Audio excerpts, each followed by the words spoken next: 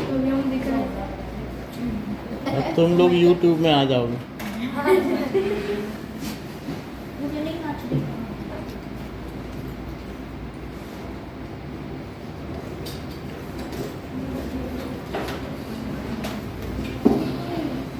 दूसरी वाली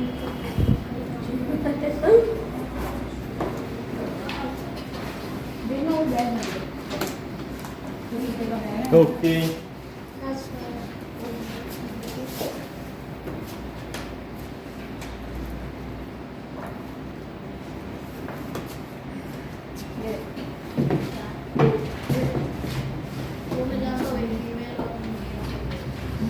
ना सोइंग हो गया, सीड ड्रिल हो गया। अब हमारा थर्ड पॉइंट है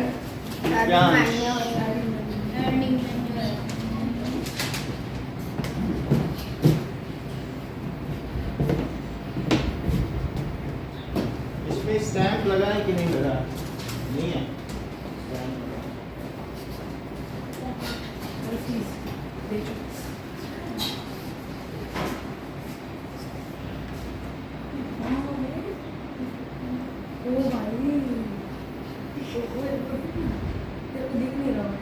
देख गया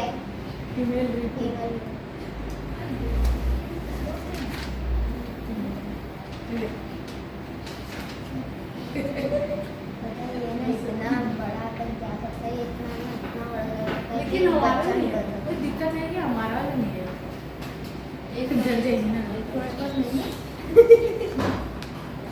100 ये लो 500 टेस्ट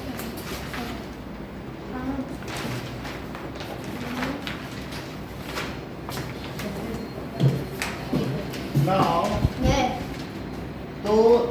तो हमारा हो गया है एक preparation of soil sowing.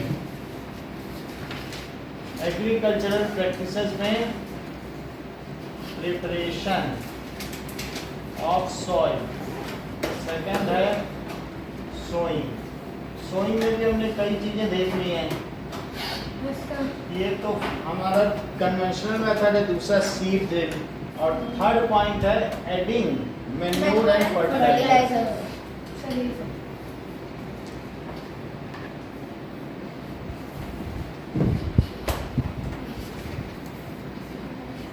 So, adding manure and fertilizers. So, nutrients are to be added in soil. As plants need, growing plants need nutrients. So, nutrients are added in soil in form of manure or fertilizers. Manure क्या चीज होती है? जो बहुत ज्यादा चाहिए, जैसे गोबर की खाद हुई, ये थोड़ा सा नहीं चाहिए, ये पूरा ट्रैक्टर या ट्रक भर के चाहिए, ये लार्ज क्वांटिटी में चाहिए। और जबकि फर्टिलाइजर आधी बो रही है तो बहुत बड़े खेत में तुम ऐसे ऐसे छिड़क दो, हो जाता है। So fertilisers are needed in small quantity. और मैन्योर क्या होता है? काऊ डंग होती है, जब सड़ी हुई काऊ डंग होती है ना, तो वो लार्ज क्वांटिटी। हाँ, ऐश भी हो सकता है, राख भी डाल सकते हैं, ये सब भी उसी में होती है ना। सो सॉइल क्या करती है? सॉइल ही वो चीज है विच सप्लाइज न्यूट्रिएंट। वो किसको न्यूट्रिएंट सप्लाई करे? To plants. Soil supplies nutrients to plants and these nutrients are essential for growth of plants. अगर न्यूट्रिएंट्स नहीं डालोगे तो प्लांट अच्छे नहीं उगेंगे। और जिसकी खेती में फर्टिलाइजर, खाद है, उर्वरक, तो इस चीज को खाद कहते हैं और इस चीज को उर्वरक। क्या?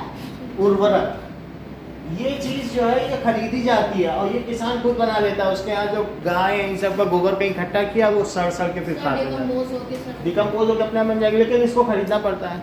तो ये बोरी 800-1000 रुपए की है, ये फ्री होती है। तो दीज न्यूट्रिएंट्स आगे किसके लिए आवश्यक है? Essential for growth of plants.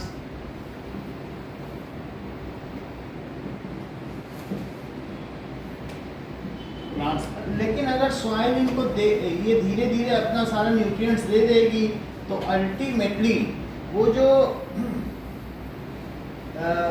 Soil deplete हो जाएगी। तो हमें क्या करना चाहिए, मान लो सॉइल से ये नहीं कह सकते तुम न्यूट्रिएंट्स देते रहो लेकिन हम तुमको नहीं देंगे, तो सॉइल को हमें न्यूट्रिएंट्स देना चाहिए कि नहीं देना चाहिए? Yes, sir. तो soil ultimately becomes depleted from nutrients, यानी उसके न्यूट्रिएंट खर्च हो जाएंगे। So we have to replenish soil with nutrients time to time. Regular interval पे हमें क्या करना चाहिए, सॉइल को रिप्लेनिश कर देना चाहिए, चार्ज कर देनी चाहिए न्यूट्रिएंट्स के साथ, है ना। और so we have to replenish, replenish का मतलब फिर से चार्ज करो, replenish soil with nutrients, तो हमको उसमें न्यूट्रिएंट्स ऐड करना चाहिए। अब जरा देखो process of adding manure to soil. अगर हम मैन्योर को सॉइल में ऐड करें आदिश, तो उसे क्या कहेंगे? अब आप लोगों का नाम ऐड हो गया ना ग्रुप में, देख लेना। तो मैन्योर को अगर सॉइल में अभी शामिल करें उसको कहते हैं मैन्योरिंग। क्या कहेंगे? Manuring. Manure, process of adding manure to soil is called manuring. Manuring. Yes, process of adding manure to soil is called manuring, इसको manuring कहेंगे। मैन्योर होता क्या है? मैन्योर एक ऑर्गेनिक सब्सटेंस है, इसमें बहुत सारा ह्यूमस होता है। ह्यूमस का मतलब ऑर्गेनिक सब्सटेंस है, बहुत हल्की कर देगा मिट्टी को। मिट्टी बहुत भारी होती है लेकिन गोबर बहुत हल्का होता है ना, गोबर की खाद। तो अब अगर मान लो तुमने मिट्टी में अच्छे से मैन्योर डाल दिया तो वो क्या हो जाएगा, मिट्टी को बहुत हल्का बना देगा। जैसे ये देखो कि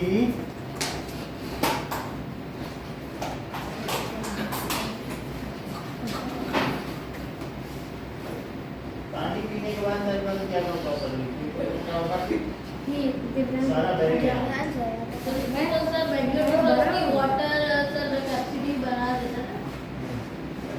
वाटर होल्डिंग कैपेसिटी बढ़ा देता है।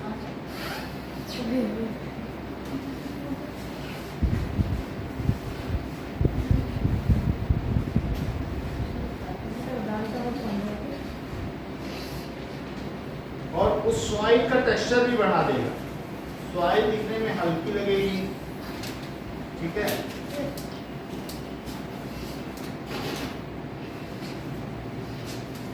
ये देखो, तो ये मैन्योर इसमें है। इसको उठा के देखो कितनी हल्की सॉइल है। नहीं, थोड़ा सा देखो,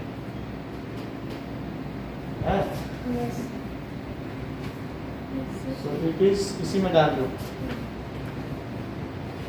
सो ये सॉइल को लाइटर कर देगा और सिर्फ रेत होती, इसको उठा के देखो कितनी हल्की है। तो हमने इसमें मैन्योर ऐड कर दिया, समझ में आ गई बात कि नहीं? सो अब देखो दैट मैन्योर एक ऑर्गेनिक सब्सटेंस है। Manure is organic substance which is prepared. इसको कैसे प्रिपेयर करोगे? Prepared by decomposing. इसको डिकम्पोज करना पड़ेगा, बहुत दिनों तक सड़ाओ उसको, जमीन के अंदर गाड़ दो मिट्टी में, सॉइल से रख के। By decomposing cow dung, cow dung हो या किचन वेस्ट हो सकता है। कभी कभी जब खेत में से आप गेहूं काट लेते हो तो क्या नीचे पराली बचती है, नीचे का जो स्टैक बचता है वो उसकी डंडियां बचती है कि नहीं खेत में फसल का, तो उसको थ्रेशर उसको हटा भी देता है। तो इसलिए उसको कहते हैं फार्म वेस्ट। उसको क्या कहेंगे? Farm waste.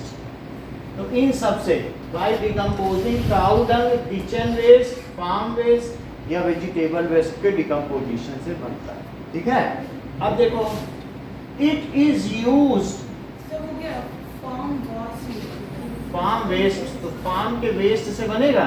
और it is used in large quantity, ये बहुत ज्यादा चाहिए, इन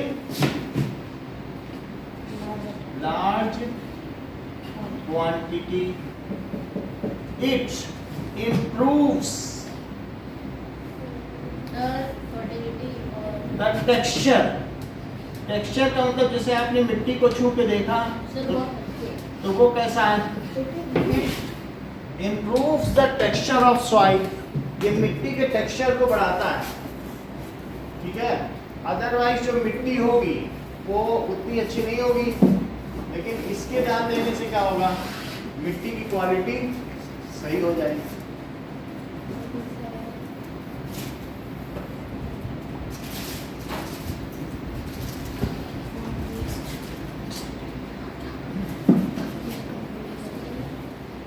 अब देखिए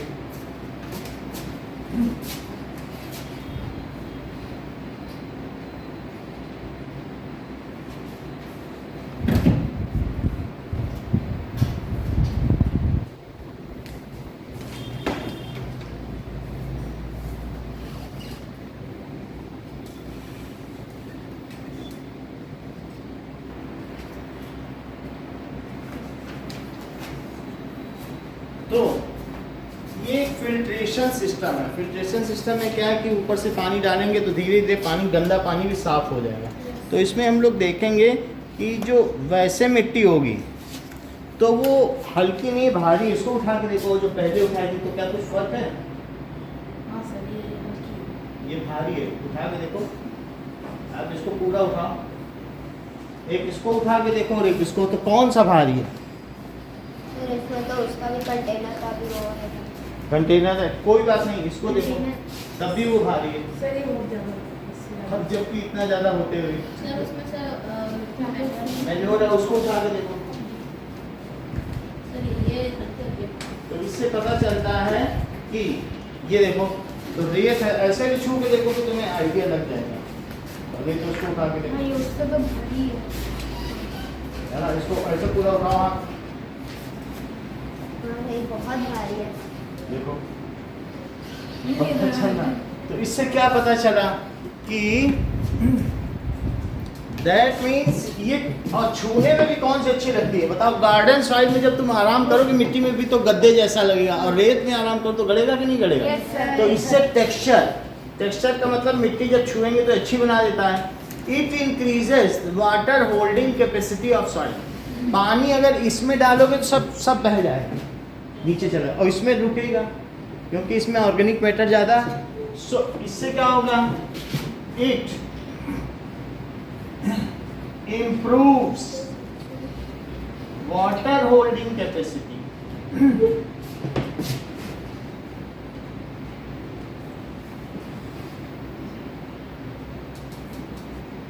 of soil। सॉइल की वाटर होल्डिंग कैपेसिटी बढ़ाता है, टेक्सचर बढ़ाता है, ये ह्यूमस है। And it is home for good bacteria and earthworm. Earthworm ही मिट्टी को मॉइस्ट रखते हैं, रेत में अर्थवॉर्म नहीं आएगा, लेकिन इसमें आ जाएगा। होम मतलब ये उनका घर है, वो लोग अपना घर बना लेते। So it is home for ये अर्थवॉर्म। अर्थवॉर्म तो आप लोगों ने देखा होगा कि नहीं देखा है, यस सर। केचुआ तो देखा होगा, मिट्टी में पाया जाता है, नहीं तो यहाँ पर भी ये केचुए ही सब रखे हुए हैं। तो ये केचुए का पूरा तो अर्थवॉर्म है ना, ये वाला, ये नीचे एनिडेटा जाएगा तो ऑक्टोपस भी है। सब, हाँ वो ऑक्टोपस ऊपर। तो it is home for earthworm, ये सारी चीज है। अब जरा देखिए, इससे वाटर होल्डिंग कैपेसिटी भी हो सकती है, और इससे क्या होता है कि जो रूट है उनको हवा भी मिलती है, रूट को सांस मिल जाती है क्योंकि हल्की मिट्टी होती है। It is porous, so roots get sufficient air to breathe. तो मैन्योर की और क्या फायदा, it is porous, so porous का मतलब समझते हो? छेद, यस खूब इसमें हवा आ जा सकती है, तो छेद होना। सर एयर उसमें साइकिल होता सर जैसे लीव एयर रिसाइकल हो सकती है। So roots can breathe when in it, roots को भी सांस लेना है। So roots root got can breathe in it, इसमें से और एक सबसे बड़ी बात है, there is no harm in adding more manure to feed. अगर तुमने ज्यादा कर दिया मैन्योर फर्टिलाइजर का तो ऐसा जल जाएगी क्या फसल, नहीं ना? सो कोई ऐसा नहीं है। हाँ, if it is used in large quantity,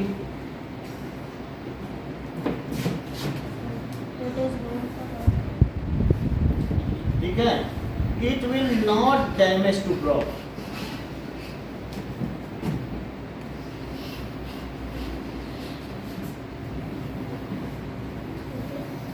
और it can be prepared in field या फार्म में बनाया जाता है, इसको फैक्ट्री से नहीं लाना। It is free of cost. Sir manure तो बहुत महंगा बिकता है।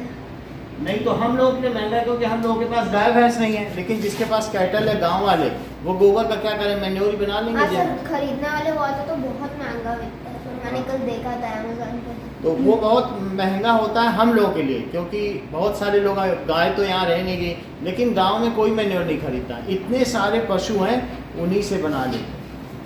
तो free of cost and can be prepared, can be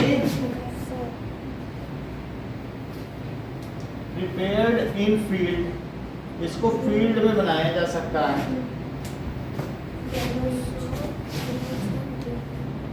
अब देखिए,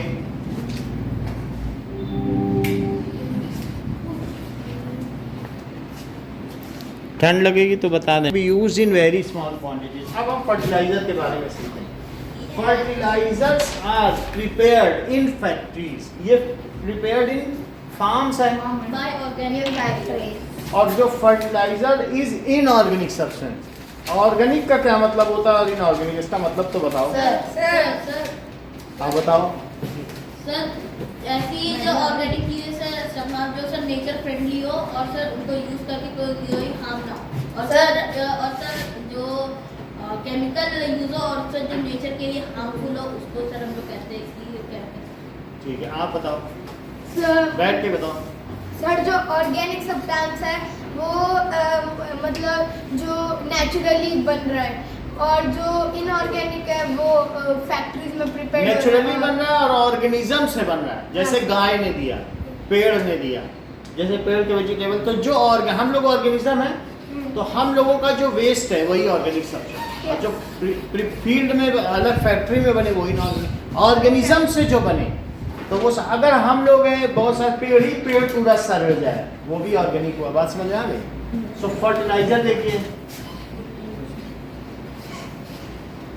so it is inorganic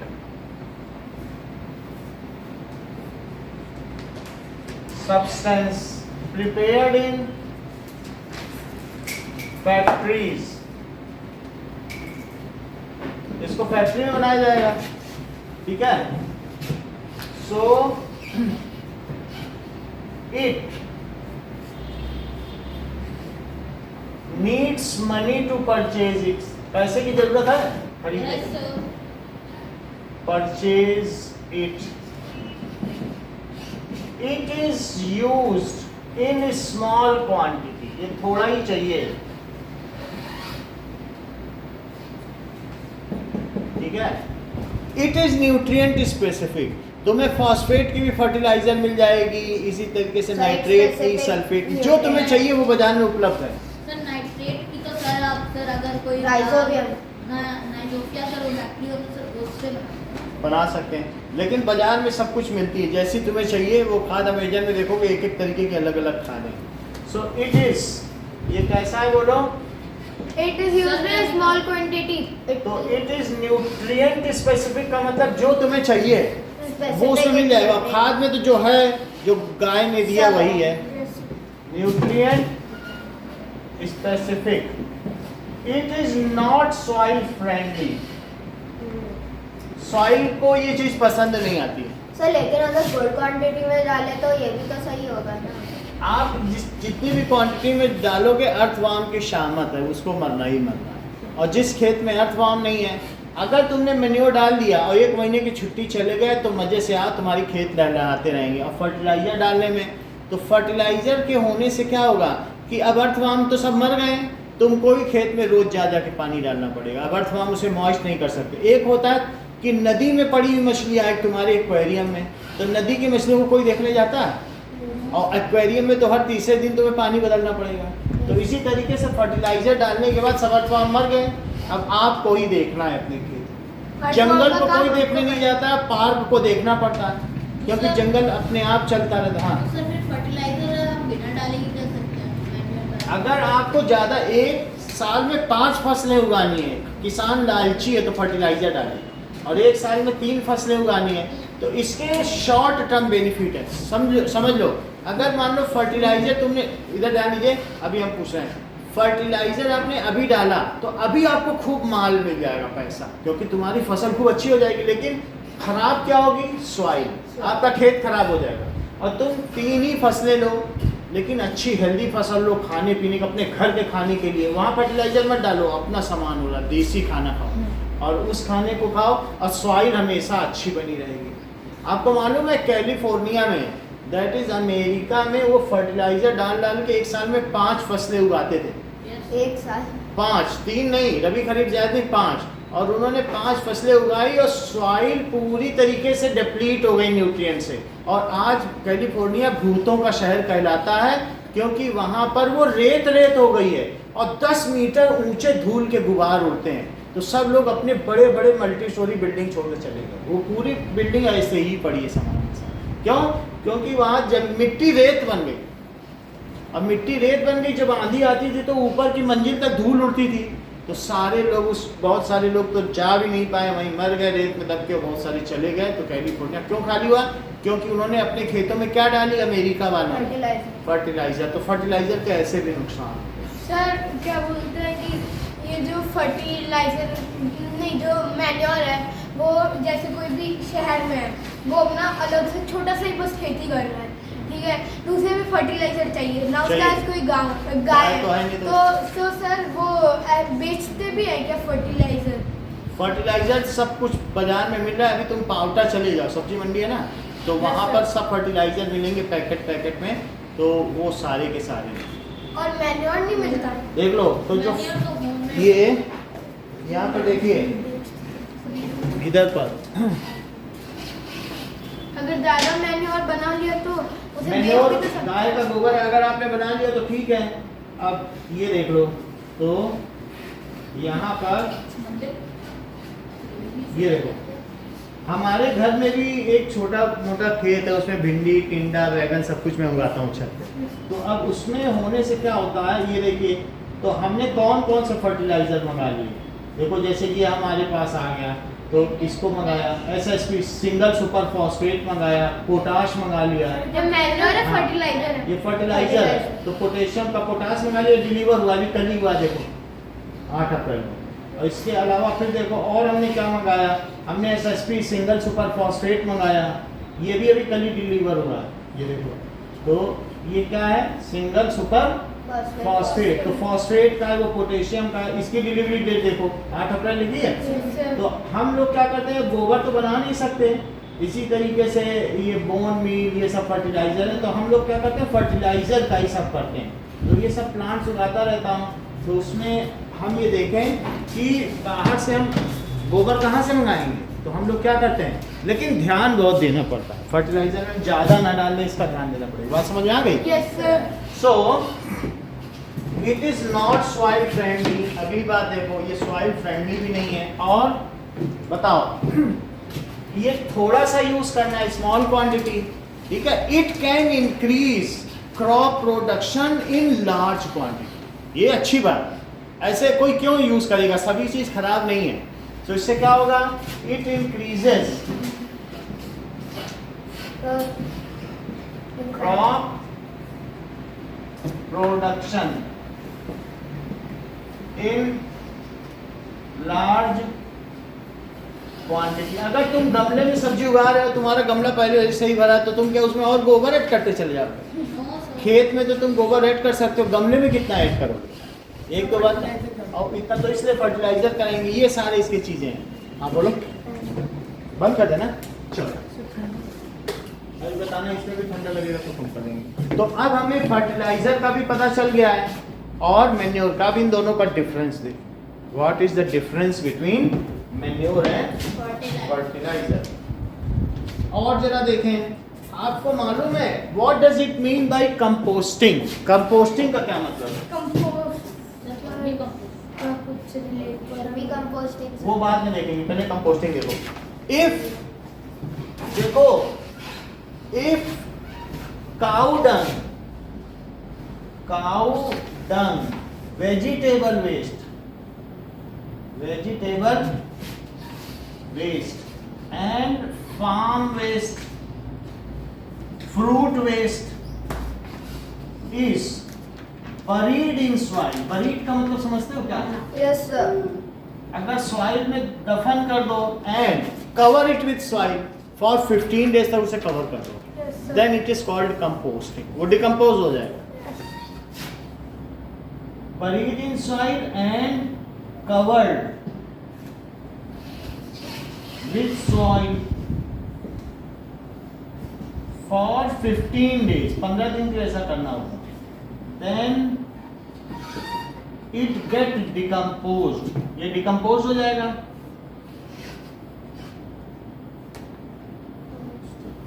It is called composting। तो इससे हमें क्या मिल जाएगा? It gives us compost और manure। compost ही manure है। It gives us compost, या फिर इसे manure भी कह सकते हो। If vermiform is added, इसमें 1 किलो केचुए डाल दो खरीद के बाजार से। If vermiform, देख लो बाजार में आता है ना 80 रुपए किलो केचुए भाई। इफ इसमें वर्मीफॉर्म ऐड कर दो, ये चेक करो, देख लो 80 रुपए किलो मिलते हैं पाउडर से लिया। 1 किलो केचुए, देखो 1 किलो केचुए से शुरू किया व्यापार और 2 करोड़ तक पहुंचा। वाह।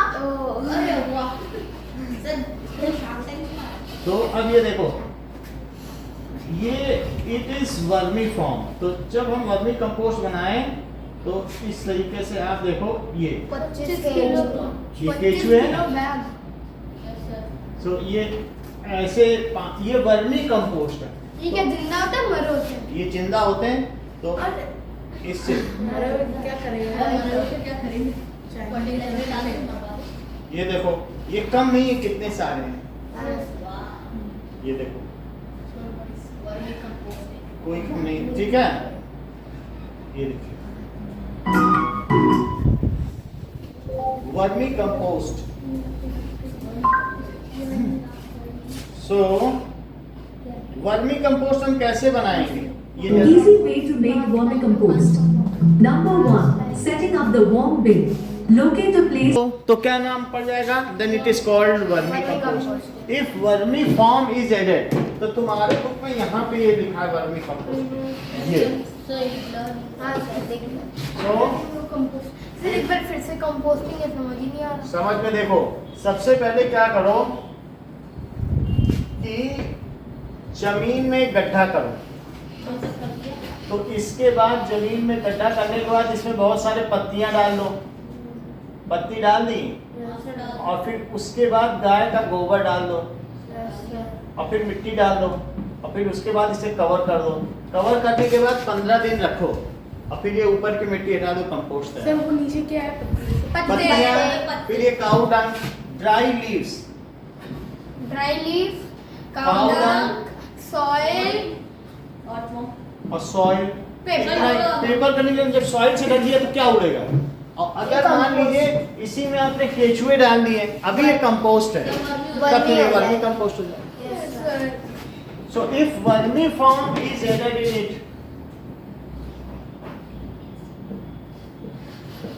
It is called vermi compost. Vermi compost ज्यादा अच्छा होता है, और अमेजन में भी वर्मी कंपोस्ट जब आता है उसमें केचुए जिंदे होते हैं। सर वो कितने दिन तक उनका वो उसमें मॉइस्ट डब्बे में- करके बेचते हैं और 6-7 दिन में हम लोग तक पहुंच जाता है, तब सर तक उसके केचुए ऊपर चले अगर जाते हैं। आप वो डाल देते हो ना पेपर तो भी जिंदा रहते हैं। केचुए तो जिंदा रहते हैं, पेपर से क्या उनको लेना? तो बस मिट्टी का चाहिए। मॉइस्चर रहना चाहिए तब तक जिंदा है। सो इट इज हाँ, तब मर जाएंगे। Vermi compost, vermi compost is very useful. ये हमारी मिट्टी को क्या रखता है? Vermi compost keeps our soil moist. Moisture. अब जरा देखो कि 3 एक्सपेरिमेंट देखिए बुक में दिए हुए हैं। आप इस एक्सपेरिमेंट में ए बी सी कप में क्या देख रहे हो बताओ जरा। हाँ सर एक में मैन्योर है, एक में यूरिया है और एक में सर तो ए में और बी में और सी में क्या क्या डाला जरा देखो। A add little amount of soil with cow dung. तो ए वाले कप में इन्होंने सॉइल प्लस काउ डंग है, और उसमें एक सीड डाल दिया, और दूसरे वाले में क्या डाला? बी में सर यूरिया यूरिया डाल दिया। यूरिया फर्टिलाइजर होता है। तो सॉइल प्लस यूरिया, बाजार में नर्मदा यूरिया सबसे ज्यादा बिकती है। और तीसरी में विदाउट एनीथिंग, तीसरे में सिर्फ सॉइल लो। हाँ सी वाला दिख भी नहीं रहा है। तो अब इन तीनों में थोड़ा थोड़ा पानी ऐड करो, तो सबसे ज्यादा देखो इसमें किसमें फसल हुई है? सर सबसे ज्यादा बी में हुई है। क्योंकि यूरिया है, उसमें बहुत सारा न्यूट्रिएंट्स है। फर्टिलाइजर में बहुत सारा न्यूट्रिएंट्स होता है। तो सबसे कम सी है। तो इससे क्या पता चलता है? कि जो फर्टिलाइजर है वो ज्यादा क्वांटिटी में अच्छे से ग्रो करता है। हाँ, और जो लेकिन सॉइल को वो कर देता हाँ लेकिन सॉइल को खराब कर देता है। सॉइल खराब कर देता है। और जो मैन्योर होता है वो फसल तो अच्छी देता है, लेकिन वो सॉइल भी अच्छी रखता है। और तो सबसे ज्यादा है ये, सबसे कम है जो सी, हाँ। वो भी उसके अंदर कुछ नहीं रहा, तो सॉइल के भरोसे नहीं रह सकते। तो सॉइल के भरोसे नहीं रह सकते। तो हमने देखा इसमें that is B is good. तो बी हम लोगों के केस बट में, इट इज फ्रेंडली। तो इससे ये क्या पता चल रहा है? अब हम एक और चीज देखें कि manure improve soil texture. So let us differentiate between manure and fertiliser. आपके बुक में डिफरेंस भी दिया है। So fertilizer is man-made and manure is made up in factories. Yes, manure नहीं बनेगा बेटा। नहीं manure. मैन्योर तो खेतों में बनेगा, नहीं देखा हाँ, था? manure वो घर पे। जैसे ईंट्स में रख रहा था ना गोबर, वही तो मैन्योर है। अच्छा manure is देख लो, और फैक्ट्रीज में फर्टिलाइजर बनेगा, देख लो ऐसे।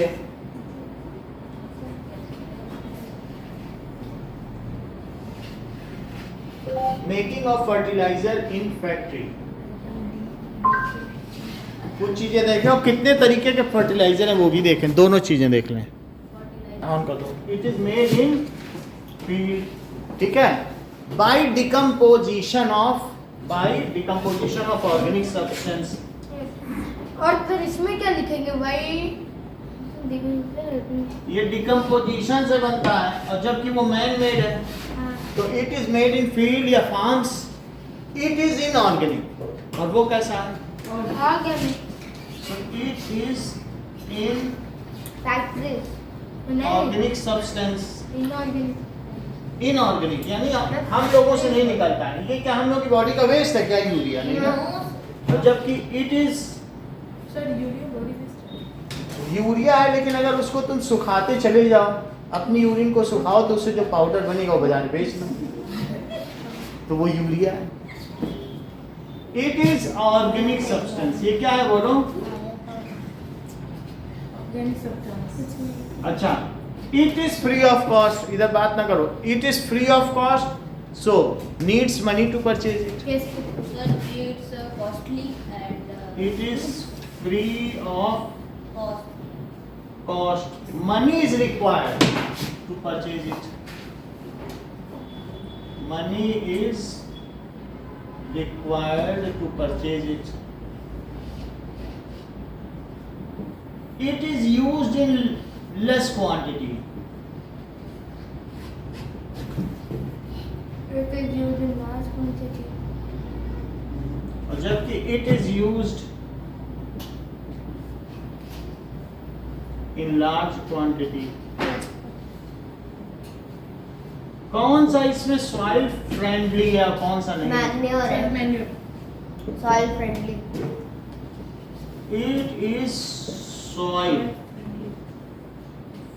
friendly and sir and does not harm soil. ठीक है? And good for earthworms. हाँ बोलिए, क्या बोले? सर वही मैं तो वही बोलने वाला था, डज नॉट हार्म। तो ये सॉइल फ्रेंडली, जबकि ये क्या है? सर ये sir kills for It is not soil friendly. Soil के टेक्सचर को खराब कर देता है and not good for And earthworm। it is not good for earthworm. and not good and can kill earthworm. एक मार देगा। इवन हम लोग अपने हाथ में ले ले तो हाथ धोना पड़ता है फर्टिलाइजर को, अर्थवॉर्म कैसे जिंदा है? तो नॉट गुड फॉर अर्थवॉर्म। ठीक है? It is nutrient specific. कौन सा न्यूट्रिएंट स्पेसिफिक है? सब फर्टिलाइजर। और जबकि इसमें किसी को पता नहीं क्या है, क्या डाला है तो क्या होगा। सो इसने जो खिलाया है।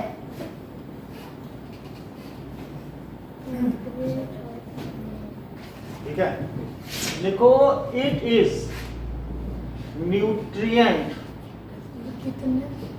स्पेसिफिक, और ये it is not Nutrient specific.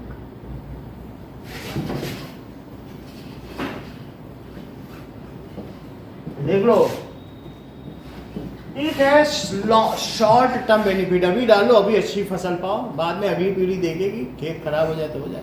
तो इसके सर तो अगर खेत Short खराब term. हो गया तो क्या करेंगे? किसान जो लालची होते हैं, कहते हैं अभी ज़्यादा पैसा ले लो, बाद में देख लेंगे। लेकिन जिस किसान को थोड़ा सा धैर्य होता है वो कहेगा नहीं, मैन्योर डालो, खेत नहीं खराब करो। खेत सर खराब खराब कर दिया, फिर वापस से दूसरी मिट्टी डालेंगे फिर उसके ऊपर मिट्टी ट्रक मंगा के लाओ, 3,000 रुपए की तो मिट्टी आएगी, उसी के ऊपर। उसी के ऊपर फिर और उसे थोड़े 1-2 महीने के लिए छोड़ना पड़ेगा। छोड़ा, वो सब भी करना पड़ेगा, वो सबसे अच्छा है।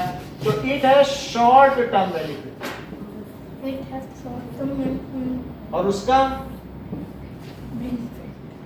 इसका थोड़े समय में के लिए फायदा है, अभी फायदा ले लो, और जबकि उसका लॉन्ग टर्म बेनिफिट, हमेशा मिट्टी अच्छी रहेगी। इट है It provide lot of humus to the soil. किसमें ह्यूमस ज्यादा आएगा? Manure. इट प्रोवाइड्स, और फिर ह्यूमस से क्या होगा बोलो?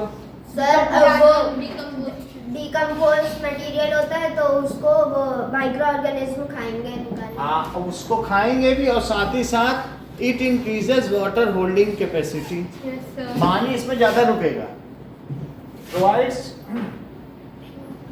Which increases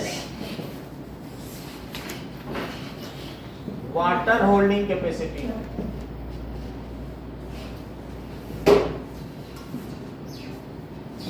of soil. It does not provide humus, it does not add humus to soil. ये humus नहीं ऐड कर रहा है। बाकी सर मैन्योर सर ऐड करता है। ये सारी और बुक का तो ठीक है। अब इसमें लिख दिया कि it is nutrient, it is rich in nutrients, it is not rich in nutrients. Yes, sir. एक तो ये न्यूट्रिएंट स्पेसिफिक भी है कि तुम्हें नाइट्रेट चाहिए, पोटेशियम चाहिए, हमने बताया, और लेकिन न्यूट्रिएंट बहुत होते हैं इसमें। Yes. So it is Full of nutrients. full of nutrients, they are rich in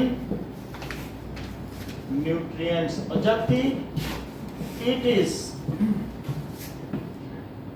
less rich in nutrients।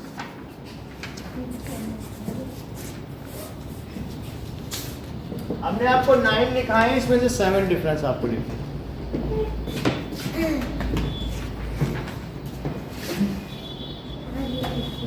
So differentiate between manure और and यही मंगाया ना सर fertilizer. आपने? सर यही सर है ना? हैं? आपने मंगाया नहीं? यही है? हाँ। टेबल फॉर्म में लिख देगा ना। हाँ, ऐसे ही लिखना चाहिए। सर बस यही एक क्वेश्चन है। हाँ, 7 डिफरेंस लिखने हैं। हाँ सर। एक बार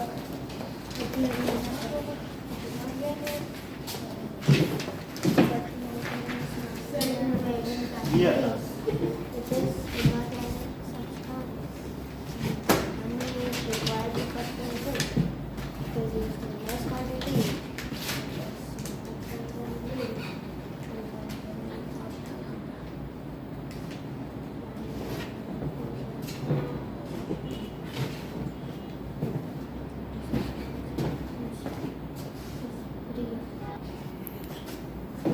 Plants grows best in fertilizer rich soil. सबसे अच्छा प्लांट किस में ग्रो करेगा? फर्टिलाइजर। क्या? हमने किए। ठीक है। और name of some fertilizer is name of some fertiliser. जैसे हमने एसएसपी दिखाया था सिंगल सुपर फॉस्फेट, तो एसएसपी है, सुपर फॉस्फेट भी हो सकता है, और यूरिया हो सकता है, अमोनियम सल्फेट,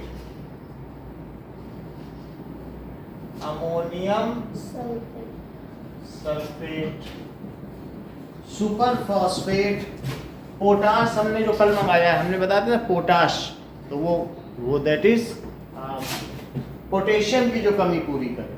देखो पोटाश और super phosphate, di ammonium phosphate भी होता है, डीएपी। डीएपी खूब चलता है, आपके घरों में भी डाला जाता है। अच्छा, सुपर फॉस्फेट, पोटाश, एनपीके का क्या मतलब है? Nitrogen, phosphorus and potassium. Nitrogen, phosphorus and potassium, उसमें तीनों चीज मिल जाएंगे। फॉस्फेट जहां वर्ड है, क्या फॉस्फोरस के लिए? तो एनपीके खरीदोगे तो फॉस्फोरस भी मिल जाएगा। पोटाश पोटेशियम के लिए, पोटेशियम फिर ये सब मिलेगा। लिखना पड़ेगा हैं? एग्जांपल्स में। ये इतने आपको याद करने पड़ेंगे, बहुत पूछा जाता है। देखो तुम जितने बता सकते हो बता दो, बाकी मंगल पांडे बताएगा। बताओ। एग्जांपल हाँ, कुछ तो बताओ। एनपीके, एनपीके का फुल फॉर्म बताओ।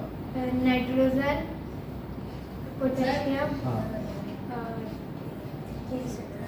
पी से फास्फोरस है। देखो पी से पोटेशियम नहीं, वहाँ देखो, अगर नहीं समझ आया तो 15 पर वो तो सर एनपीके है ना, तो पी से क्या बोलोगे? बोलो फास्फोरस लिखा है, एन नाइट्रोजन लिखा है। हाँ सर। ओके, यहाँ देखो ये के में क्या लिखा है? पोटेशियम, ठीक है कि नहीं? Yes. तो एनपीके का फुल फॉर्म बताओ। Nitrogen, phosphorus, potassium. ठीक, एक और बताओ कोई फर्टिलाइजर। 5 हैं। सर भाई से पूछा, हाँ, नीचे कर ले। ठीक है, अब सुपर आपका नाम बताओ, क्या नाम था आपका? अनिकेत। पांचों बताओ। Sir urea, potash, super phosphorus, sir और सर एनपीके, नाइट्रोजन, पोटेशियम और सर फास्फोरस। एनपीपी का क्या मतलब है? पी का है सर फास्फोरस। पी का मतलब फास्फोरस, ओके का। एक और बताओ। ये सर और इसको बताने दो ना, इसको कल पेन नहीं मिला था, बैठ जाइए। चलो। मिल गया था सर, इसको इससे नहीं मिला था। अब करेंगे। चलो आप पांचों बताओ। बैठ जाइए। Sir urea, hmm, ammonium sulphate, potassium, potash, NPK और सर 2D4। सही है। D24 भी तो है, वो भी लिखो। चलो, यहाँ D24 इसमें लिखा है क्या कहीं? हाँ सर। D4 लिखा तो था उसमें कहीं, कहाँ है? तभी तो पढ़ के आए। सर ये पढ़ के आया है, 2D4 है कि D24 है? जरा पढ़ के नहीं आना चाहिए, दिखाओ। यहाँ पढ़ना चाहिए। नहीं नाउ अब वो मैं भी देख लेता हूँ। चलो नेट से देख लें कि 2d4 है कि d24। D24 हो गया सर। नहीं देख ली। सर मैथ्स का कंप्यूटर D4 नहीं हुआ ना, कल मतलब एक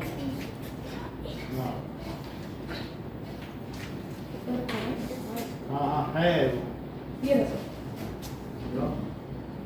24d ठीक है ना। अब जरा देखो एक और भी है। कहाँ लिखा है बताओ किस पेज में? पेज नंबर 10 में लिखो 24d। ये VD साइड है, यानी वीड्स को रिमूव करता है, वीड्स को किल कर देता है। वो हम आगे देख लेंगे।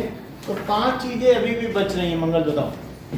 सर यूरिया, अमोनियम सल्फेट और पोटाश, सुपर फॉस्फेट और NPK, यानी nitrogen, phosphorus, potassium.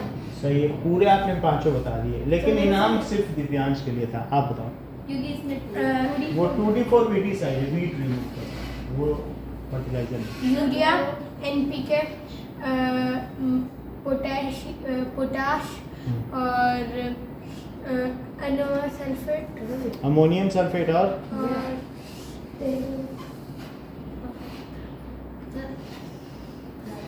Super phosphate बताया। बस एक रह गया। इतनी बात समझ आ गई, फिर से बताओ 5। Sir urea, ammonium phosphate, potash, super phosphate, NPK, nitrogen, phosphorus और पोटैश। अमोनियम क्या बोला? Ammonium phosphate. Ammonium sir sulphate. फिर से बोलो 5। Sir urea, ammonium sulphate, NPK, potash और सर एक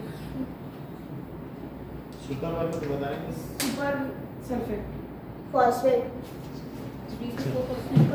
D24 वो VD साइड है। वीड यानी झाड़ झंखाड़ घास उगाई, इसको रिमूव कर, वो फर्टिलाइजर नहीं है। तो अब जरा देखो, if crops are continuously grown,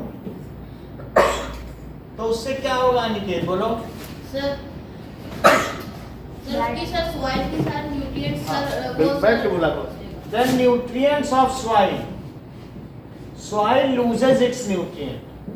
तो ऐसे में हम उसके न्यूट्रिएंट्स को कैसे रिप्लेनिश करें? सर बाय यूजिंग फर्टिलाइजर और मैन्योर। किसान गरीब हो तो मैन्योर। loses its, उसके पास गाय बैल भी ना हो तो सर अपना यूरिया। सर बाहर से खरीद। तो गरीब है वो क्या? सर तो वो क्या करेगा सर, छोड़ दे सर। ये देखो बहुत अच्छा होता है। अपने Then that farmer should use crop rotation। Book में पढ़ लिया होगा, वैसे इनको पता है, हर चीज ये जान रहे हैं। So the soil loses its nutrients। To recharge soil with nutrients, we should use the method of crop rotation। जरा देखो। क्रॉप रोटेशन में सर एक और होते हैं सर, उसमें सर अरे क्रॉप वाह। ऐसा ना चाहिए जो ग्रेन हाँ, ये देखो, to replenish, अलग अलग क्रॉप अभी बता दे रहा हूँ।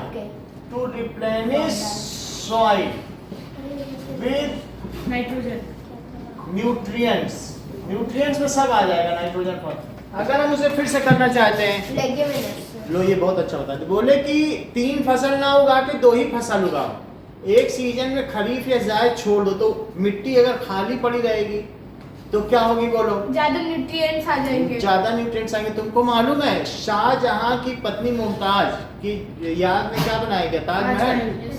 तो शाहजहां की पत्नी मुमताज क्या है, उस जब उसको 18वां बच्चा होने वाला था तब वो मरी। और शाहजहां की मुमताज से शादी के 18 साल ही हुए, उसने हर साल एक बच्चा दिया। तो ऐसे में वो कमजोर होती चली गई। अगर उसको बीच में 1-2 साल का गैप हो जाता तो मुमताज फिर तगड़ी ना हो जाती। इसका मतलब है अगर हम सॉइल को छोड़ेंगे नहीं तो सॉइल मरी जाएगी मुमताज की तरीके। तो सॉइल को अगर हमें बचाना है, वो मरे नहीं, तो उसके लिए भी क्या करना होगा? हाँ, otherwise leave the soil for 1 year.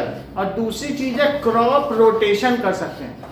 और या फिर क्रॉपिंग पैटर्न भी होता है। क्रॉप रोटेशन क्या होता फिर से समझो, which to replenish soil with nutrients, book में लिखा है we should use crop rotation method. इसको ध्यान दें, पहले समझो फिर इसका वीडियो देखेंगे। तो क्रॉप रोटेशन मेथड में जाइए, देखो क्रॉप अपनी फील्ड को 3 हिस्सों में बांट लो। तो है? एक ही फील्ड को 3 हिस्से में बांट दिया। हाँ, अब अगर तुमने यहाँ व्हीट उगाया है, व्हीट को चाहिए कार्बोहाइड्रेट, व्हीट को जो चीजें चाहिए वो नाइट्रोजन नहीं है, व्हीट को नाइट्रोजन नहीं चाहिए। एक में ग्राम उगाओ, ग्राम का मतलब चना होता है क्या? हाँ, और एक में वेजिटेबल, तीनों में अलग अलग चीजें उगाना है। Yes sir. वेजिटेबल, और फिर 3 महीने बाद अगली फसल में जो नेक्स्ट क्रॉप है, तो नेक्स्ट क्रॉप में क्या करो, ये यहाँ ले आओ, इसको यहाँ ले आओ और इसको यहाँ ले आओ। अगली फसल में जहाँ तुमने व्हीट उगाया था, यस सर। तो वो उस ग्राम मिट्टी से कहो, उस मिट्टी से बोलो कि अब हम तुमसे पहले हमने तुमसे नाइट्रोजन लिया था, अब तुमसे फास्फोरस लेंगे, तुम नाइट्रोजन हवा से ले लेके बनाओ, क्योंकि हवा में राइजोबियम है, वो खूब तुम्हारा नाइट्रोजन बना देंगे। अगली बार आएंगे तो फिर तुम्हें चना उगाएंगे। तो इस तरीके से, तो अभी नहीं तो ममता की तरह मर जाए। हाँ, तो इस तरीके से वेजिटेबल उगाइए। रोटेशन का मतलब रोटेट करो, यस सर। जहाँ व्हीट है वहाँ क्या उगाओ, और वेजिटेबल। और यहाँ फिर क्या उगाओगे। यहाँ वीट। ये चरखी घूम गई, व्हीट यहाँ आ गया, ग्राम का वेजिटेबल चला। उधर, ग्राम वेजिटेबल की जगह चला गया। और यहाँ व्हीट, सर तब तो ये तीन ही काम। और ग्राम यहाँ पे क्या होगा। ग्राम। अच्छा, नेक्स्ट क्रॉप में क्या करोगे। सर वेजिटेबल रहेगा, ग्राम ग्राम। सर सबसे पहले ग्राम आएगा, फिर वेजिटेबल आएगा, फिर wheat। यहाँ ग्राम आ गया, यस सर। फिर और यहाँ वेजिटेबल आ गया, वेजिटेबल। फिर वीट आ गया। पर तब भी तो ये सर 3 ही साल चलेगा, उसके बाद 3 साल में 1 साल की फिर ये 3 वापस फसल। से यही कर देंगे। अब व्हीट के बाद जब तुम्हारे 3 महीने की फसल, 3 महीने की फसल, लगभग तुम्हारी 9 महीने का रेस्ट मिल गया, यस और सर। फिर उसके बाद फिर से व्हीट वहीं आ गया, क्योंकि घूम रहा है। Yes sir. So crop rotation का क्या मतलब है, we have to select 3 crops, ठीक है, and we should divide field in 3 parts and select 3 crops. कैसी क्रॉप तुम्हें चुननी चाहिए, विच रिक्वायर्स डिफरेंट न्यूट्रिएंट्स। ऐसा ना हो कि यहाँ तुमने चना उगा दिया, यहाँ तूर दाल और यहाँ मूंग दाल, दाल सारे, तब तो सब तुम्हारे फिर ऐसा सबको भी ना नाइट्रोजन ही हो कि चाहिए, एक जगह तब गाजर कोई फायदा उगा नहीं है। के जैसे वेजिटेबल को मिनरल्स है, आयंस चाहिए, विटामिन चाहिए, व्हीट को कार्बोहाइड्रेट चाहिए और इसको नाइट्रोजन चाहिए। तो अब ऐसे पूरे हर साल में 1 साल बाद फिर अगली फसल जब होगी तब हीट होगा। तो ये पूरा 1 साल का है। हाँ, तो हमें क्या करना चाहिए बताइए। क्रॉप रोटेशन में वी शुड डिवाइड, हमें किस में डिवाइड कर देना चाहिए, field in 3 parts and select 3 crops which required, sentence पूरा करो Divyansh, Different nutrients. Different nutrients,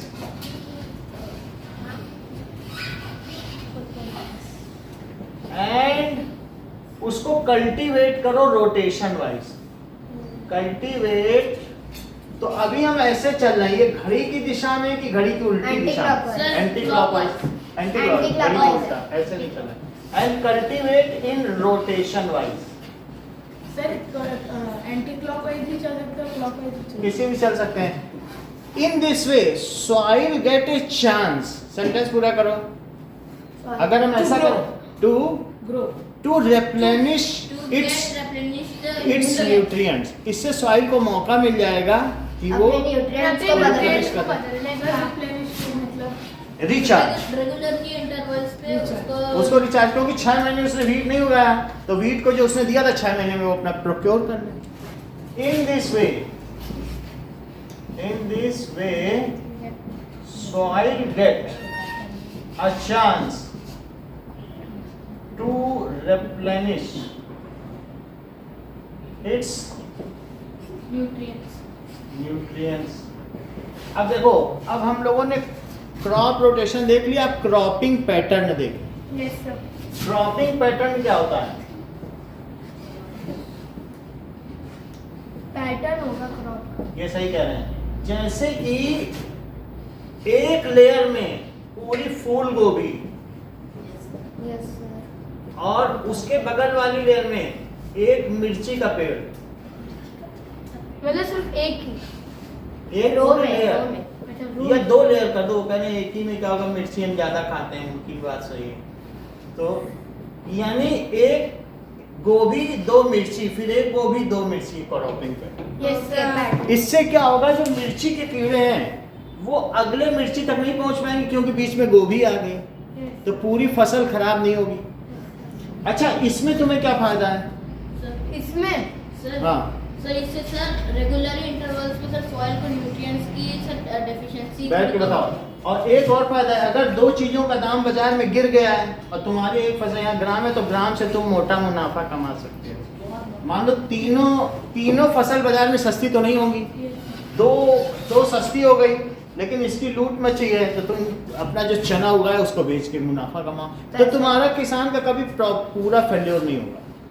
और इसके जो कीड़े थे, अब वहां पर तुमने वेजिटेबल उगाई है, तो गेहूं के जो कीड़े होते हैं, व्हीट रस्ट होता है, उसका गेहूं के कीड़े का नाम आगे हम पढ़ लेंगे, इसी में व्हीट रस्ट 2nd चैप्टर में। तो वो कीड़े क्या वेजिटेबल में लग पाएंगे? वो कीड़े भी 6 महीने में मर जाएंगे। तो जब तुम नया व्हीट उगाओगे तो उस समय वो कीड़े मर चुके होंगे, तुम्हारी फसलों में कभी कीड़े नहीं लगेगा। अब इसको पहले देखो क्रॉपिंग पैटर्न, तब फिर हम आगे देखेंगे। सर क्रॉपिंग पैटर्न में सर हम कोई सा भी क्रॉप लगा सकते हैं? कोई भी 2 क्रॉप, उसमें तो कुछ नहीं होगा।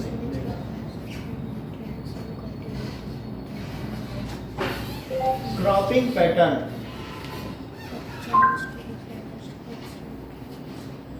मेरा गैस ये देखो, टिट्स न्यूट्रिएंट्स आपकी बुक में दिया है, देखो क्रॉप रोटेशन वर्ड कहीं दिखा है? हाँ सर।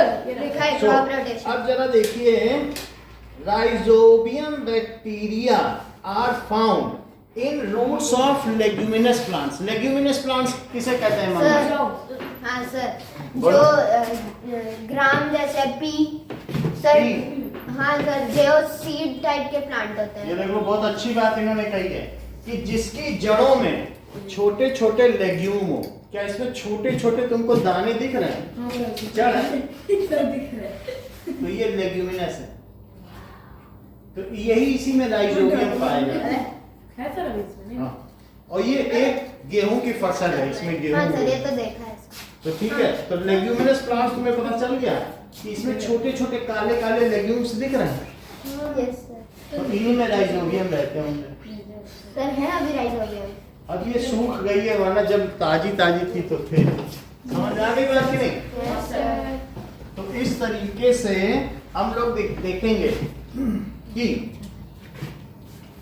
राइजोबियम बैक्टीरिया इन लेग्यूमिनस के 2-3 एग्जांपल दो लेग्यूमिनस प्लांट्स। सरदार तो लेग्यूमिनस प्लांट्स की जरा रूट देखो, उनके लेग्यूम्स आप यहाँ देखो, रूट्स ऑफ लेग्यूमिनस प्लांट्स। तो ये जरा आप देख रहे हो कि कैसे इसमें गांठें पड़ी हैं। हाँ सर। अबे What is nitrogen fixation? ये नाइट्रोजन फिक्स कर It लेंगे। is a chemical process by which atmospheric जड़ों में nitrogen is गांठें हैं। assimilated into ये organic दिख रहा है? compounds, especially by certain microorganisms इसी से as part of the nitrogen धीरे cycle. धीरे आप ये Fixation of देखो, दिख रहा है? nitrogen in these हाँ, सर। plants.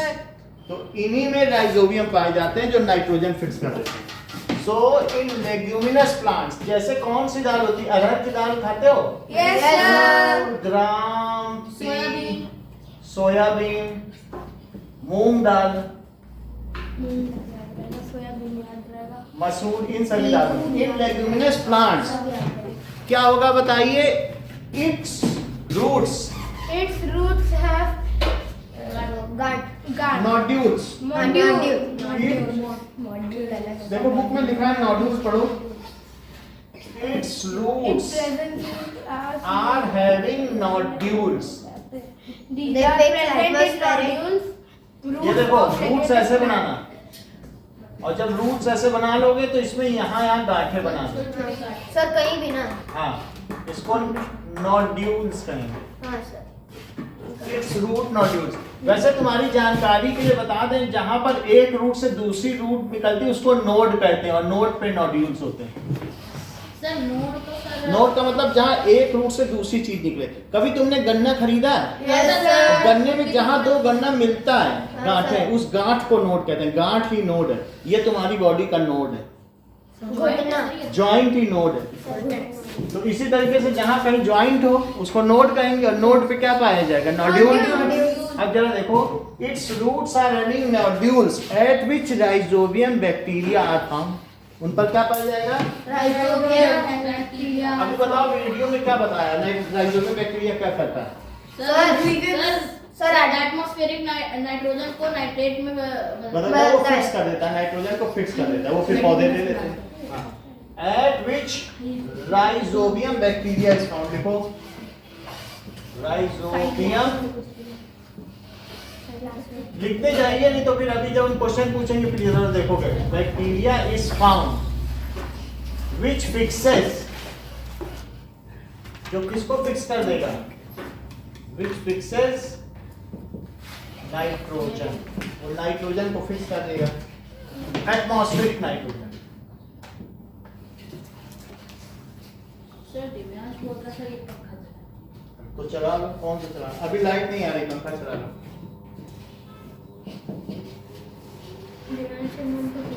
ओके, कितनी बात हो गई? What does it mean by fallow land? हाँ, बोलो। बुक में तीन जगह आया है इसी पेज पे। fallow land का मतलब बताओ। सर जहाँ पे लैंड सर जहाँ पे हम लोग उगा सकते हैं। ये सही कह रहे हैं। If कैसे इनको मालूम? If land is kept uncultivated, then that is called fallow land. अगर उसमें कुछ ना उगाया जाए, ऐसे छोड़ दिया जाए, तो उसको क्या कहेंगे? fallow land. If उससे क्या फायदा होगा? तो वहाँ पे हम लोग अच्छे से उगा सकते Soil get a chance to grow. replenish its nutrients. Sir कितनी बार आएगा? So if field क्या किया जाए बताओ?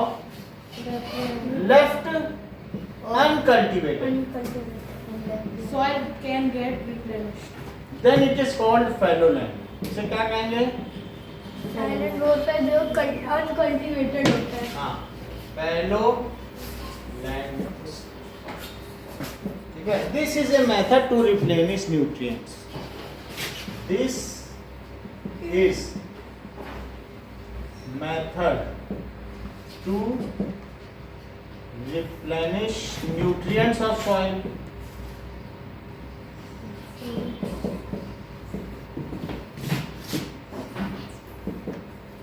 अब देखो, पूछा जा रहा है, आपकी बुक में दिया है harms of fertilisers and advantage of manure. दो अलग अलग प्रश्न दिए हैं।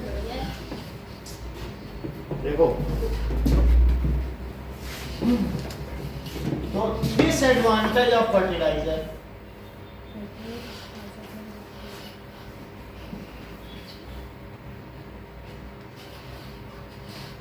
फर्टिलाइजर के डिसएडवांटेज क्या है?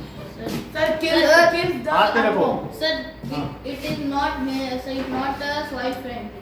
सॉइल फ्रेंडली दूसरी भी चीज है कि if during rain it drains to nearby water bodies hence kill fish. ये आसपास की नदी नाले में चला जाएगा और वहाँ जो मछली है इन सबको मार डालेगा। अरे तो ये क्या होगा? हमारे इन्वायरमेंट को खराब करेंगे। बुक की लैंग्वेज है। सो ड्यूरिंग रेन क्या होगा? बोलो। During rain it goes fertilisers क्या होगा? Fertiliser it drains it drains या इट फ्लोज। ड्रेन का मतलब है कि बह के चला जाएगा, ठीक है ना? Drains to nearby river, आसपास की नदी में चला और वाटर जाएगा बॉडी। या वाटर बॉडीज।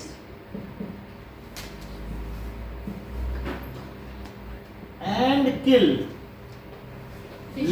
फिश या लाइफ सर फॉर्म। ये तो हमारे रूट्स में से जाके वो भी अर्थों को तो मार सकते हैं। वो भी मार सकता है। और इट किल्स जो हमारे खेतों में नीमाटोड्स हैं या अर्थवॉर्म्स हैं या एनिलिड्स जो वहाँ लिखा है। So it kills earthworm in field, बस 2 ही लिखने हैं। और बता सकते हैं बुक में कितने एडवांटेज लिखे हैं मैन्योर के? चार। सर वाटर होल्डिंग कैपेसिटी रखते हैं। और it can be prepare in fields. Sir, exchange of gases. It makes soil porous. Yes, sir. It improves the texture of Sir, the hence soil. exchange of gases can be done easily. It Yes, sir. increases the number of friendly Microbes. microbes. Sir जो- it improves the texture of soil. So It makes the soil porous. friendly for Good. the तो ये book से पढ़ लो। तुम्हारे में अभी कौन कौन से क्वेश्चन मैं पूछने जा रहा हूँ। Name 5 fertiliser. Yes, sir. Name five 5 fertilizer. Second, draw the diagram of crop Sir, rotation. ये NPK एक ही है. हाँ, एक ही है। NPK एक सिंगल पैकेट में आता है और वो उसी में तीनों चीज रहेगी। Sir, ठीक है? आपने कहा सर एनपीके से एक ही पैकेट वो रिएक्शन नहीं कर देगा पोटेशियम। नहीं सर सब Sir, super उसी phosphate में होता है ना. NPK 20-20-20 भी आता है। तीनों 20-20-20% या 19-19-90 भी आता है। अमेजन पे जाओगे ना, Sir, ammonium sulphate phosphate. Ammonium phosphate book में 5 लिखे, ऊपर पढ़ो, सबसे ऊपर की लाइन। हाँ सर, मिल गया. तो draw diagram of crop rotation. और तीसरा चीज है एडवांटेज ऑफ मैन्योर।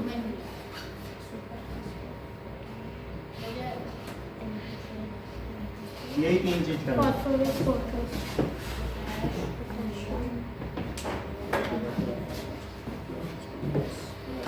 मैन्योर के एडवांटेज बुक से पढ़ो। तो डायग्राम ऑफ क्रॉप रोटेशन ठीक है sir. Advantage of manure. Sir 4 हो. हाँ, बुक में है 4 हो. ये बुक। ओके, ये लो।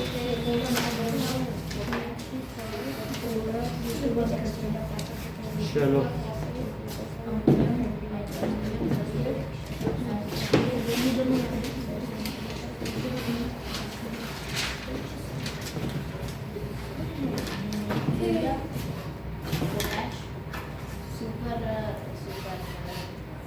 phosphate, super phosphate, ammonium sulfate, and सात का nitrogen. लो। चल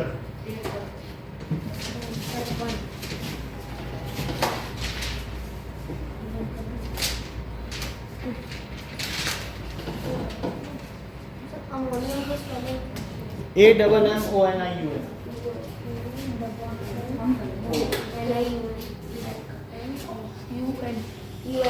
UM ammonium. Sir question question यही है। सर क्वेश्चन ये लिखना है। नहीं,